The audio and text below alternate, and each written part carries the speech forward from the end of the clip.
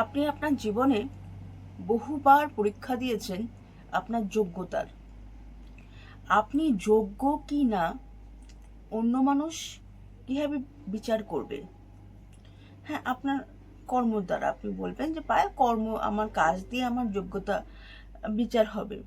ধরুন আপনি একটা কাজে বারবার ফেল করছেন, তার মানে কি আপনি যোগ্যতা নেই আপনার? হয়তো ওই কাজটা আপনার জন্য বানায়নি ভগবান, বা ওই মানে আপনার সময়টা আপনার খারাপ যাচ্ছে, অনেক কারণ হতে পারে। পরিস্থিতিটা খারাপ, পরিস্থিতিটা আপনার আগেনস্টে, সেই জন্য আপনি কাজ করতে পারছেন না। তার মানে নয় যে আপনি যোগ্যতা নেই আপনার। কিন্তু আমাদের আশেপাশের মানুষরা আমাদের আঙ্গুল দিয়ে দেখিয়ে দেয় তুমি ফেলিয়ার, একজন অসফল মানুষ, তোমার দ্বারা কিচ্ছু হবে না। আমাদের মোরালকে ডাউন করা হয়, আমরা মনে মনে ভেঙে পড়ি যে আমাদের সাথেই কেন এটা হয়। এই স্টেজটা প্রত্যেকটা মানুষ ফেস করে।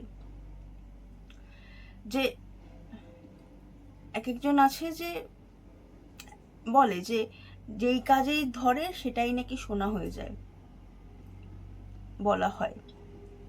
বাট একটা কাজ যে মাস্টার করে, সে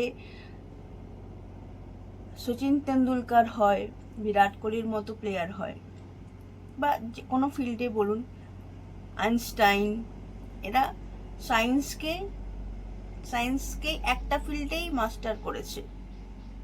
এদের যদি বলা হতো যে অন্য ফিল্ডে কাজ করতে, তাহলে তো এরা কাজ করতে পারতো না, কারণ এদের ওখানেই ফোকাসটা ছিল এবং ওখানেই ওরা পারফর্ম করেছে। তো এক জায়গায় ফোকাস।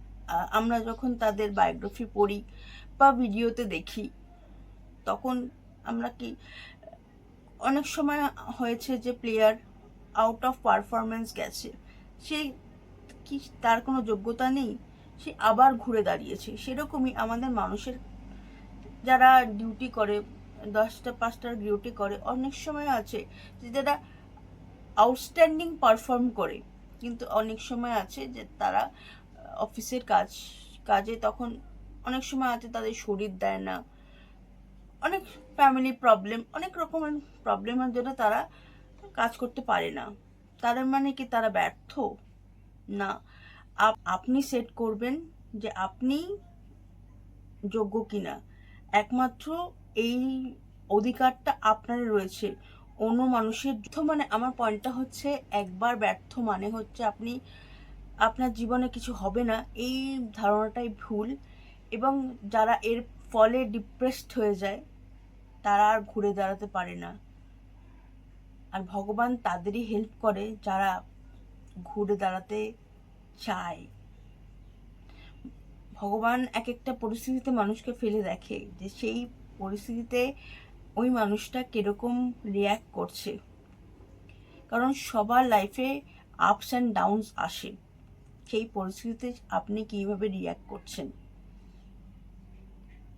তো ডিমোটিভ হবেন না, সবসময় হতাশ হবেন না। সবসময় ভাববেন যে আপনার যিনি ইষ্ট দেবতা, সে আপনাকে সবসময় ওয়াচ করছে, তার উপরে বিশ্বাস রাখুন। সে আপনার ক্ষতি কোনোদিন করবে না, সে আপনার মঙ্গলই করবে। যা হচ্ছে জীবনে আপনার আপনার ভালোর জন্যই হচ্ছে। এখন হয়তো আপনি কষ্ট পাচ্ছেন, কিন্তু ভাবছেন যে সব আগেনস্টে, কিন্তু ওনার প্ল্যান আপনার ভাবনার ঊর্ধ্বে। তো trust god, everything will be good. তো যদি ভিডিওগুলো ভালো লাগছে তাহলে প্লিজ সাবস্ক্রাইব করবেন এই চ্যানেলটাকে, জয়স্মিতা কুণ্ডু চ্যানেলটাকে। আরেকটা ভিডিও নিয়ে কালকে আবার দেখা হচ্ছে। সবাই ভালো থাকবেন, সুস্থ থাকবেন। নমস্কার।